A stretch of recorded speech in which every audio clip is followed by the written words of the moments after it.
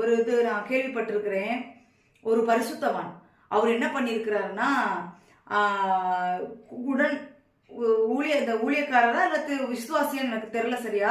அவங்களுக்கு கூட ஒரு சின்ன அண்டர்ஸ்டாண்டிங் வந்திருக்கு, ஒரு சின்ன வாக்குவாதம் வந்திருக்கு. அதுல அந்த ஆள் என்ன செஞ்சுட்டாரு, கோவிச்சுட்டு ஆலயத்துக்கு வர மாட்டேன்னு சொல்லிட்டாரு. அன்னைக்கு என்ன ஞாயிற்றுக்கிழமை திருவிருந்து. இவர் திருவிருந்து எடுக்கக்கூடியவன். அதான் இன்னைக்கு கர்த்தருடைய பிள்ளைகளே ரொம்ப அந்த கிறிஸ்தவ வட்டாரம் ரொம்ப சீர்கட்டு போய் கொண்டிருக்குது. அந்த ஊழியக்காரர் தன்னை தாழ்த்தி அவரிடத்தில் போய் தன்னை மன்னிங்கள் என்று சொல்லி அவரே என்ன செஞ்சிட்டாரு, ஆராதனை கூட்டிட்டு வந்து அந்த திருவிருந்தில பங்கு பெற்றிருக்காங்க. ஒப்புரவாய் திருவிருந்தில பங்கு பெற்றிருக்கிறாங்க. இன்றைக்கு அசால்ட்டாக போய் திருவிருந்தில பங்கு பெறுகிறது இதுவும் தேவ கோபாக்கினைக்கு ஒரு காரணம் தான். அசால்ட்டா போய் திருவிருந்தில பங்கு பெறுறது, அசால்ட் அடுத்தவங்களை பேசுறது, அசால்ட்டு யார் என்ன கேட்டுருவாங்கிற அசால்ட்டு எல்லாம் தேவன் பார்த்து கொண்டிருக்கிறார்.